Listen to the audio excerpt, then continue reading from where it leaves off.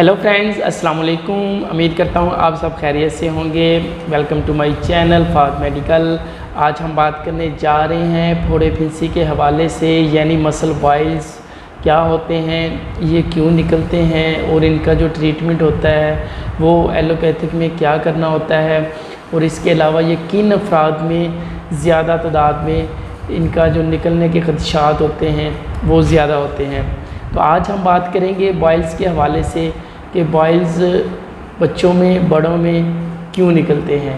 तो चलते हैं अपने टॉपिक की तरफ। जाने से पहले आपसे रिक्वेस्ट है कि जो दोस्त इस चैनल पर न्यू हैं वो मेरे चैनल को लाइक करें, सब्सक्राइब करें और शेयर करें, ताकि मेरी आने वाली हर वीडियो आप तक और उन तक बआसानी पहुंच सके जिनको इसकी ज़रूरत है।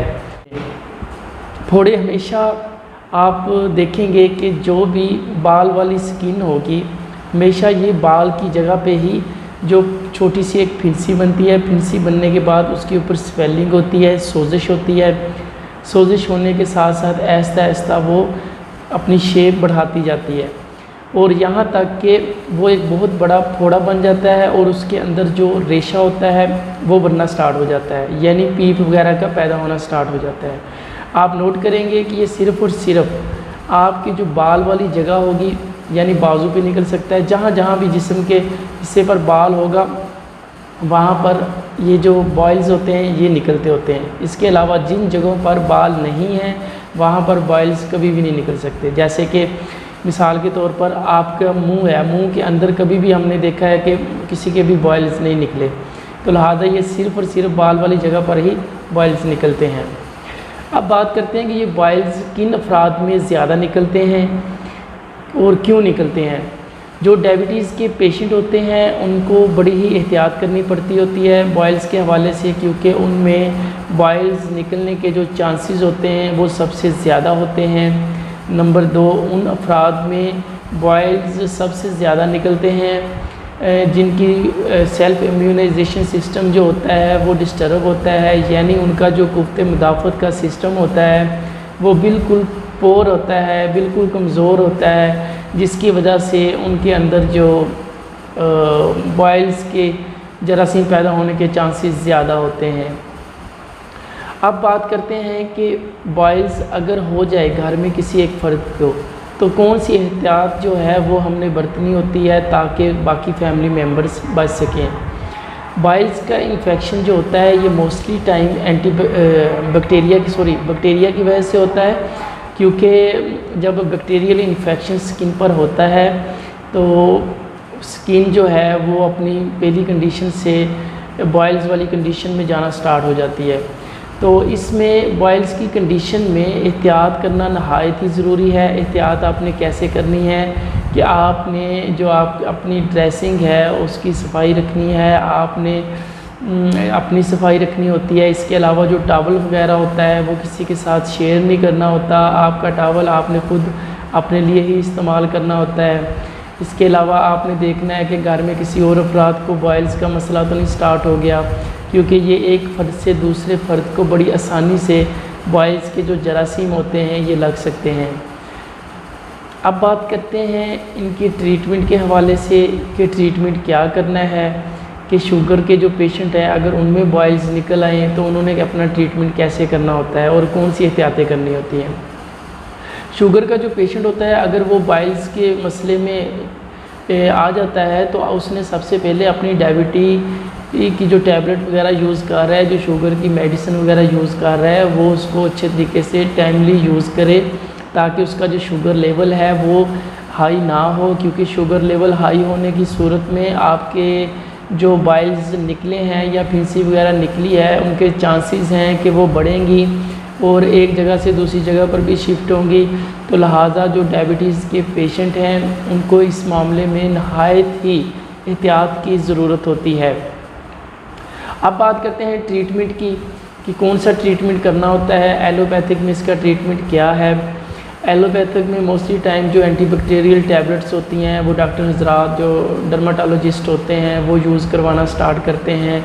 अगर आपके फोड़े में पस वगैरह पड़ गई है तो उसको छोटा सा एक ऑपरेट करके उसके अंदर से उसके ज़ख़म की टोटली जो है सफाई की जाती है। सफाई करने के बाद ये जो फोड़ा होता है ये घड़े की शक्ल भी इख्तियार कर जाता है और इसमें स्वेलिंग होती है और ये काफ़ी दर्द वाला मामला भी होता है कि पेशेंट काफ़ी दर्द इसमें महसूस करता है। और इसकी जो है आप देखेंगे कि जो आपका ओवरऑल बॉडी टेम्परेचर है, जो बॉयल वाली जगह होगी उसका टेम्परेचर दूसरी बॉडी के किसी भी हिस्से से टेम्परेचर उसका ज़्यादा होगा, उसके अंदर रेशा होगा। तो डॉक्टर हज़रात जो होते हैं वो इसके रेशा की सफाई करते हैं अच्छे तरीके से, अंदर से जितना भी पीप वगैरह होता है उसको निकाल दिया जाता है। उसके साथ फिर टैबलेट यूज़ करवाई जाती हैं, एंटीबैक्टीरियल टैबलेट कोई भी आप यूज़ कर सकते हैं, जिस तरह कैलामॉक्स टैबलेट है 625 mg, बाज़ात जिटमा टैबलेट ये भी एंटीबैक्टीरियल है, ये भी इसमें अपना रोल अदा करती है। क्लेथ्रोमाइसिन होती है, ये भी अपना रोल अदा करती है इसमें। यानी कि कोई भी एंटीबैक्टीरियल जो टैबलेट होती है उसके इस्तेमाल से बॉयल्स को कवर किया जाता है। आपसे शेयर करता चलूँ कि सिर्फ़ और सिर्फ जो एंटीबैक्टीरियल टैबलेट है उसके इस्तेमाल से ही आपका जो बॉयल है वो ठीक नहीं होगा।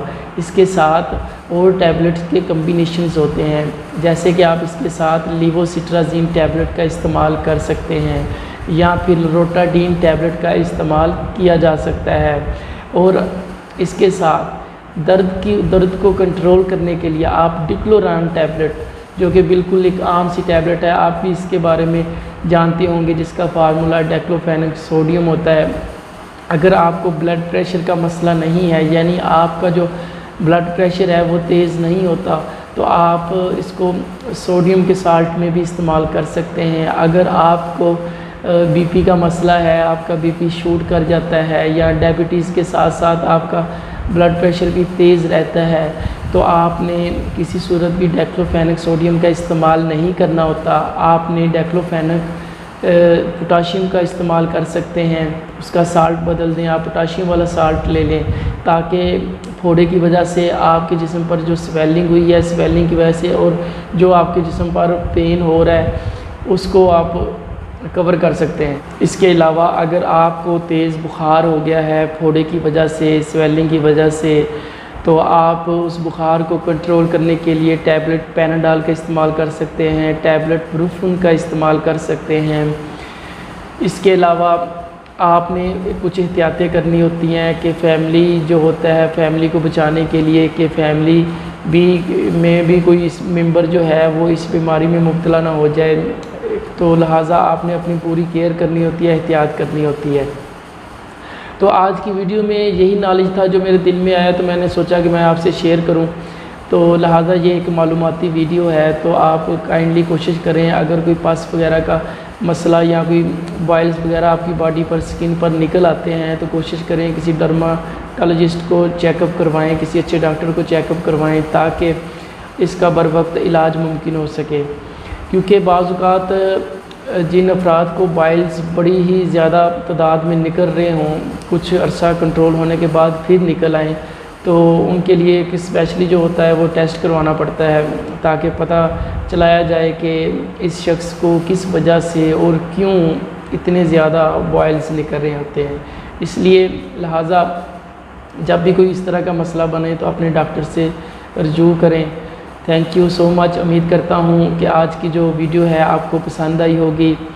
आप मेरे चैनल को लाइक करें, सब्सक्राइब करें, शेयर करें और सपोर्ट करें, ताकि मैं ऐसी ही वीडियोज़, मालूमाती वीडियोज़ आप तक पहुँचाता रहूँ।